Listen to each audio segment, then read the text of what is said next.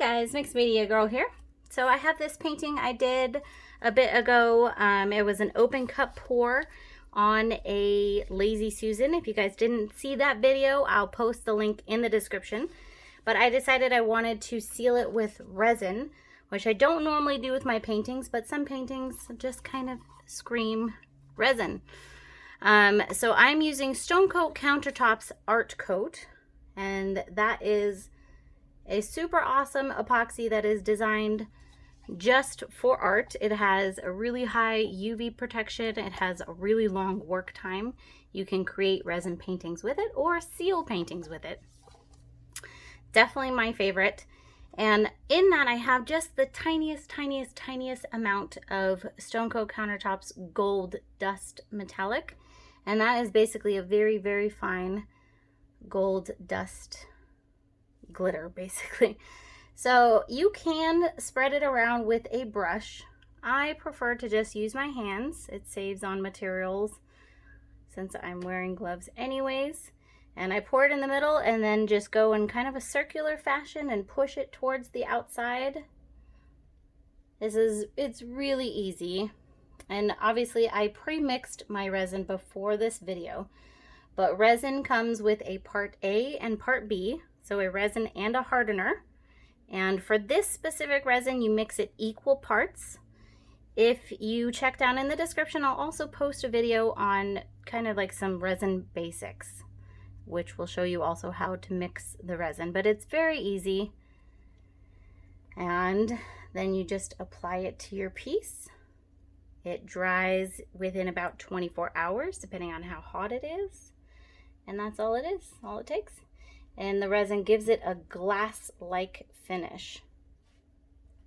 So I did a video a few days ago on sealing acrylic pours, and in that I showed how to seal it with just a spray sealer.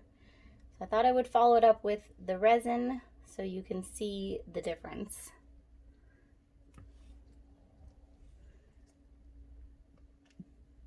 And some people may not like it quite as glossy, but it can really add a lot of depth to your piece and help the colors really pop.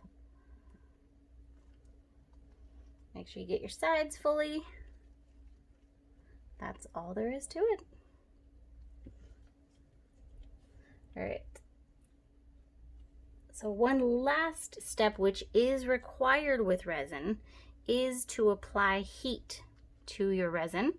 And that is because there are air bubbles that get into your resin and they will stay there. Unlike with acrylic paint will actually, any air bubbles will pop themselves. But with resin, you have to kind of help it along a bit. So I'm going to torch this. You can also use a heat gun if you have that. I do not recommend a hair dryer because a hair dryer blows too much air and not enough heat. So you can actually end up getting hairs and dust in your piece using a hair dryer.